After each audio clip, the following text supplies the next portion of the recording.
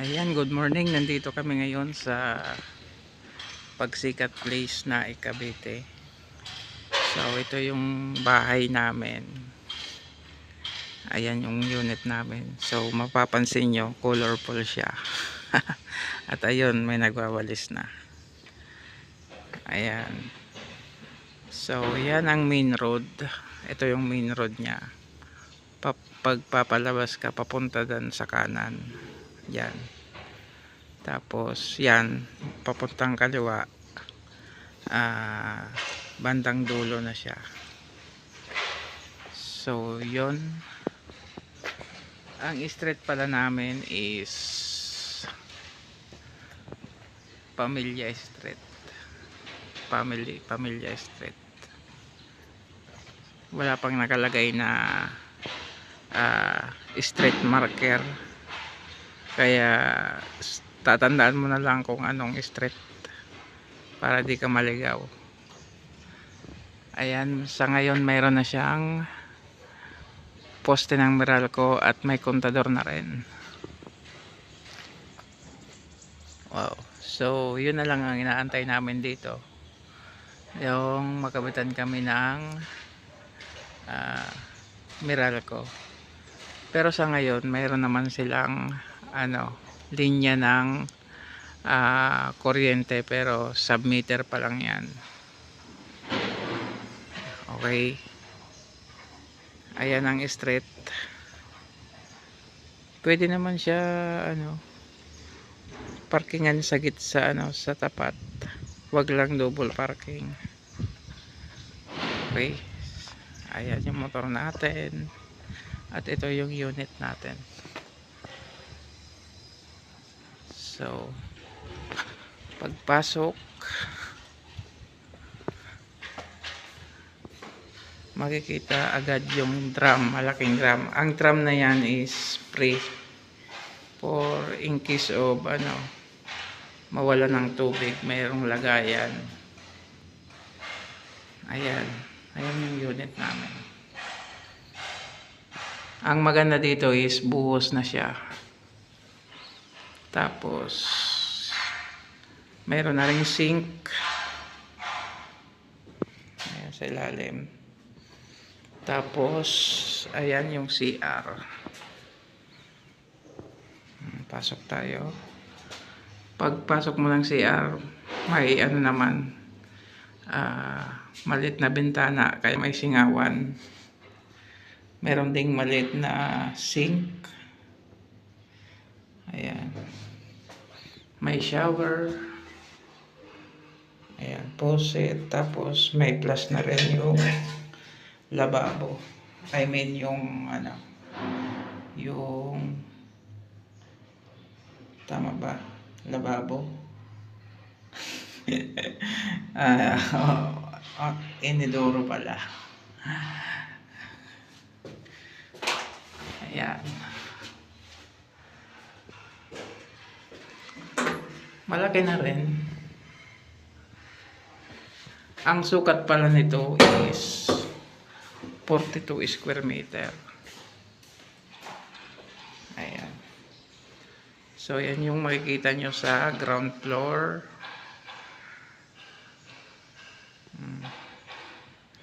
At meron tayong space dito sa likod. Ayan. Ayan yung likod ng bahay ko. Yung space na yan, yan, hahatiin yan sa gitna. Yan yung sayo dito banda. Tapos ito naman ang kabila, yan na yung kapitbahay ko. Kaya halos 2 metro pa yung nasa likod. Tingnan nyo.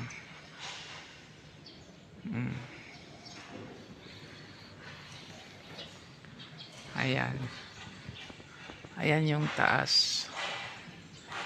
Kaya pwede ka mag-extension dito sa likod ng dirty kitchen, or ilipat mo dito yung kusina mo.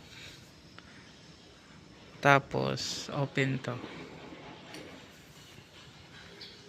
Ayan.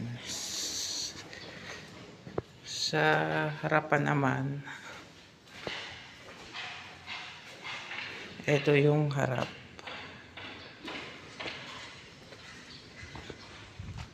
Ang harap may allowance ka pa na halos 1.5 meters. Hanggang dito yan. Hanggang dyan ka lang. Tapos pwede mo tong gawing balkonahe, or kung gusto mo magtindahan, pwede mong gawing tindahan yan. Okay. So sa harap pwede mag-park ng motor or sasakyan.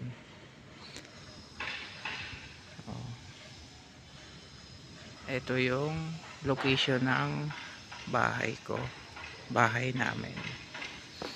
So punta naman tayo ng second floor. Sa second floor may hagdan. Ang hagdan pala niyan is bakal. Tapos may isang step dito na konkreto. So akyat tayo.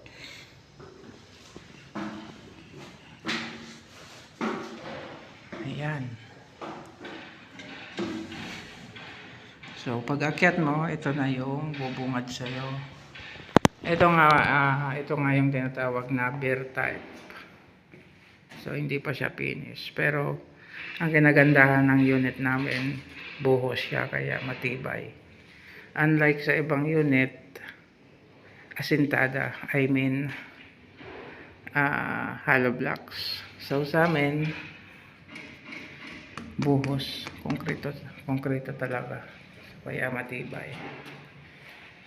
Sa taas mayroon 3 bintana, 1, 2, tsaka isa dito.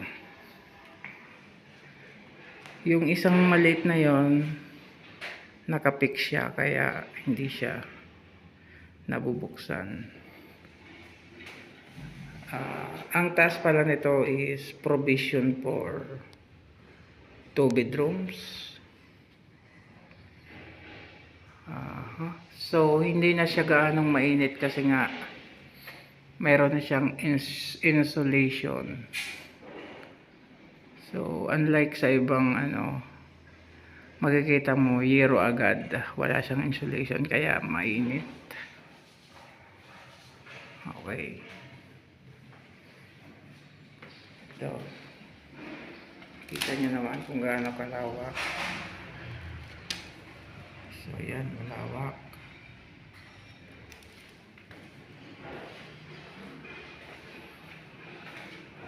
Tingnan natin sa labas. Ayan, nandito ako sa second floor. At yan yung baba.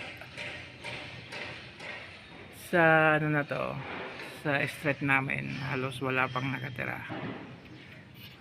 Pero doon sa dulo na yan, ay yung dulo na yan. Sa dulo na yan, ay yung kulay na yan, may grills ng pitana. May nakatira na doon. Alright.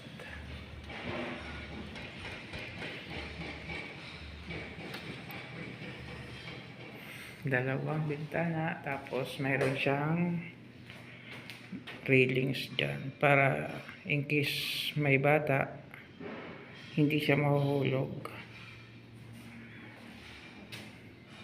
Ito naman yung view pag nandito ka sa likod.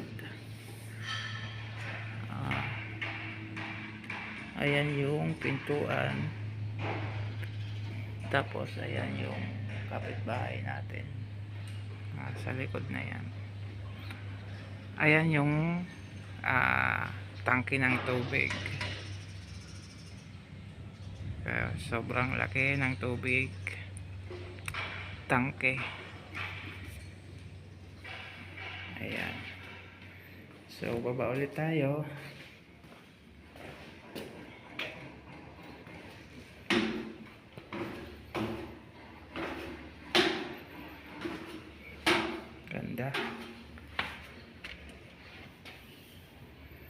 May kasama akong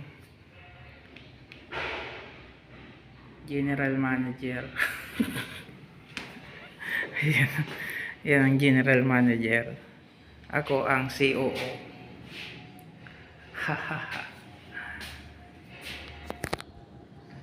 So yun, sana na-enjoy kayo dito sa bahay namin at sa pag-tour ng unit namin. Ayan. Mhm. So hanggang dito na lang. Maraming salamat. Bye-bye.